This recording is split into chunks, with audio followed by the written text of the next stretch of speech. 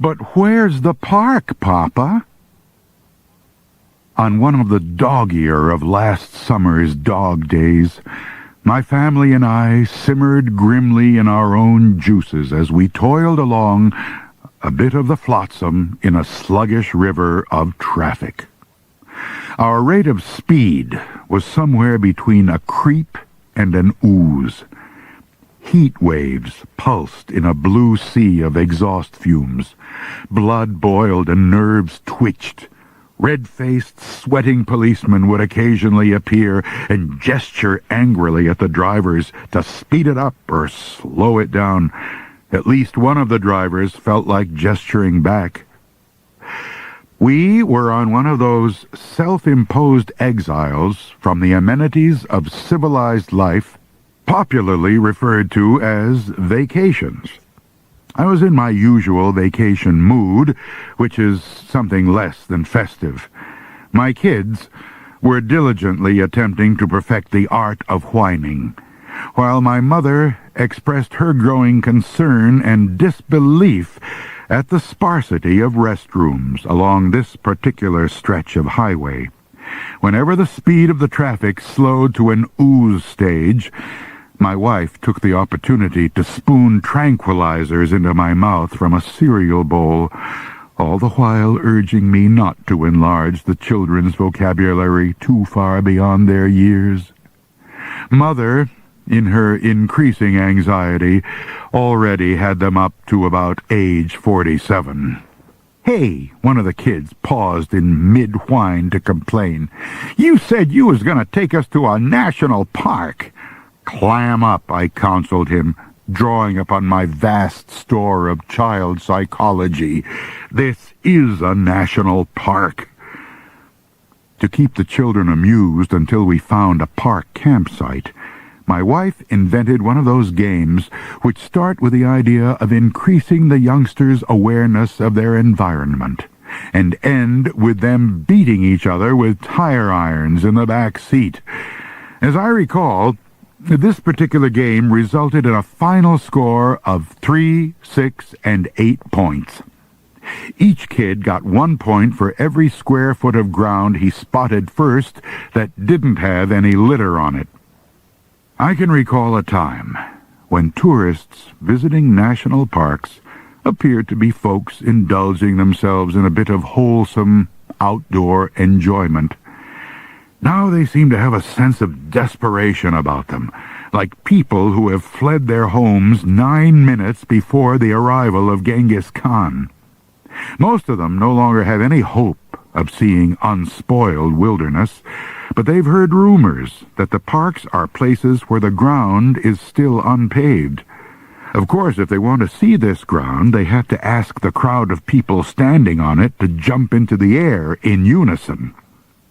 The individuals I really feel sorry for are the serious practitioners of littering.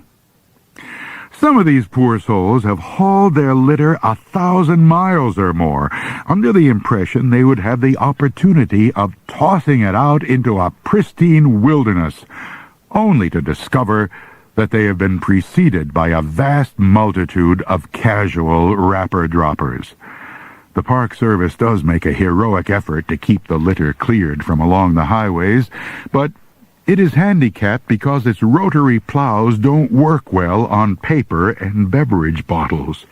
Since there are many people who get the bends and have to be put into decompression chambers if they get more than 30 minutes from a shopping center, the parks, at least the one we were in, provide the usual cluster of supermarkets and variety stores.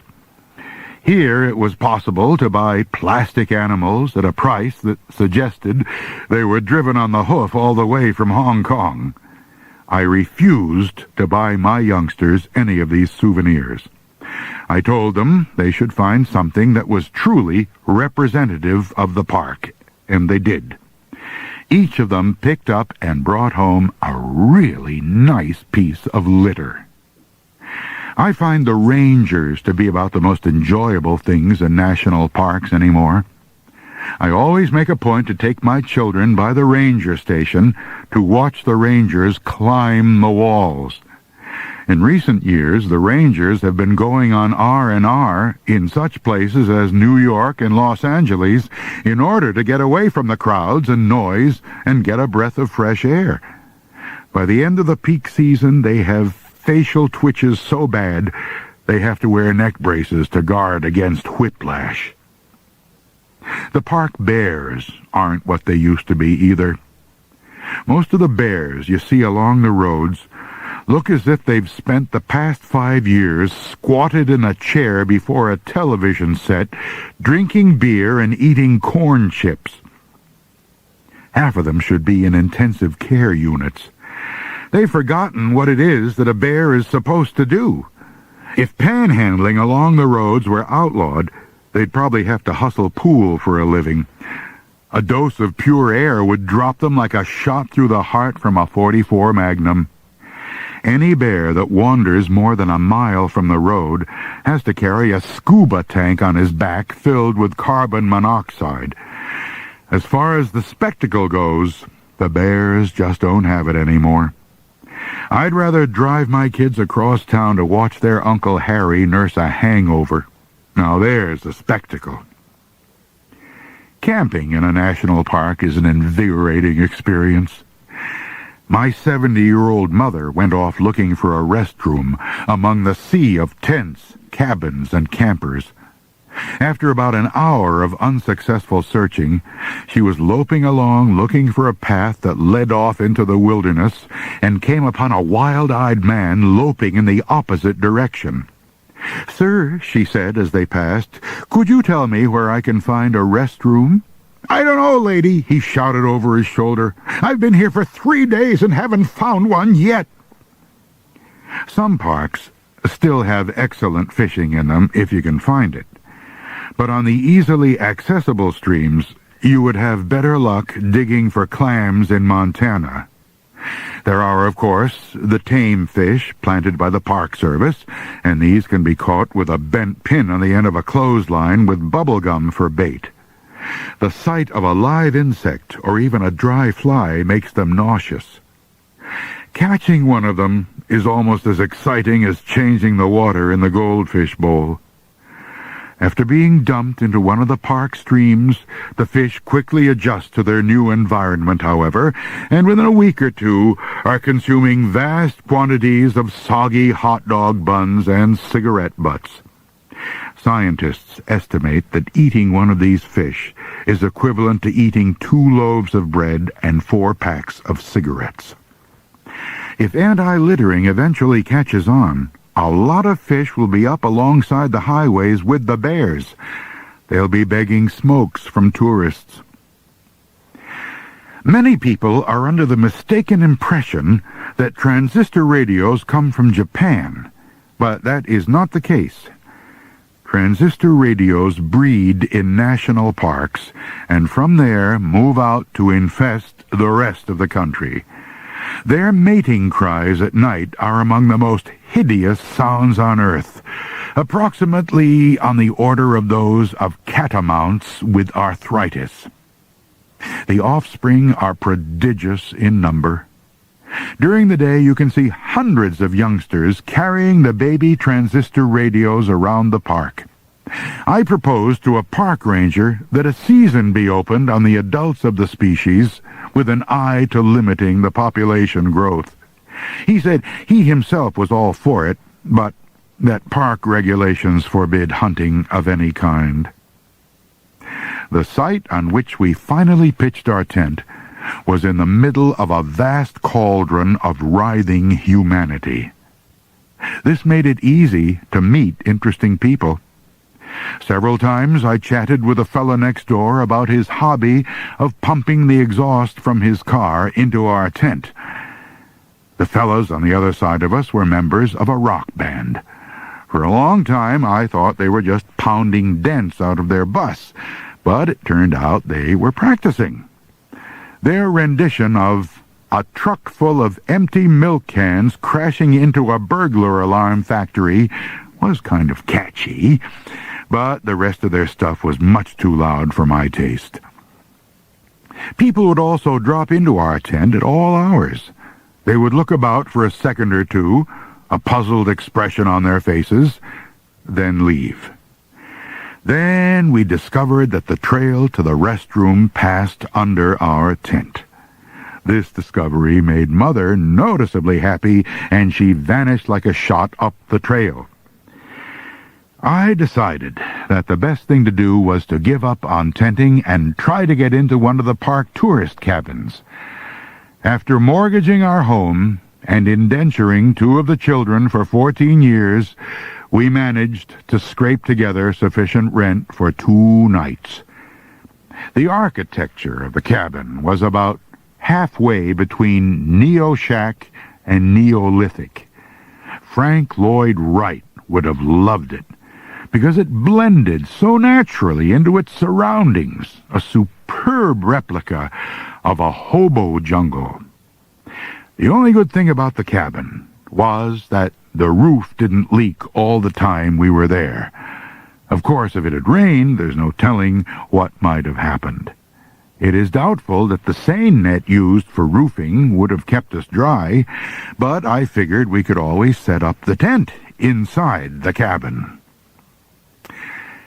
Our days at the park were filled with the delights of viewing the marvelous phenomena. There was the spring hot enough to boil an egg in, and someone was running a scientific experiment to see if it would do the same thing for an old newspaper and a half-eaten hamburger.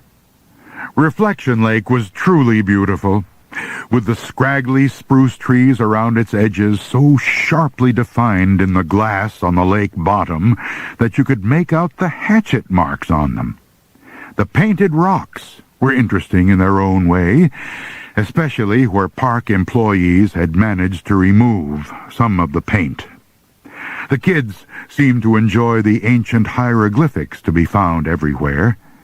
Fred and Edith Jones, Peanut Grove, Caliph, 1968, etc. Then there were the antics of the wildlife. Once we were fortunate enough to observe 2 mature male Homo sapiens locking horns in a territorial dispute over a parking spot. Just when I finally found a way to amuse myself in the park, my wife insisted that we leave. She was afraid I would get arrested for trying to poach transistor radios with rocks. Also, while attempting to photograph a bald woodpecker, she flushed a covey of young people deeply engrossed in their own particular study of nature. If the truth were known, she was probably more flushed than they. Anyway, she said the only vistas she wanted to see for some time to come were the insides of the 4 walls of our mortgaged house. We hit the road for home the next day. Next summer, I think I'll skip the national parks and take my family to a place I know up in the Rockies. It doesn't have all the conveniences and accommodations of a national park, of course. The bears aren't especially friendly, but if you do see one, he doesn't look as if he recently escaped from an iron lung. If you have a sudden urge to buy a plastic animal, you just have to grit your teeth and bear it. The scenery isn't all that spectacular, unless you get a little excited over invisible air. The place doesn't even have a geyser, but when I get there, it will at least have an old geezer. Some people like to watch him sit on a log and smoke his pipe. In particular, a certain middle-aged woman and 4 ignorant kids. If you need more spectacle than that, you can always go to a national park.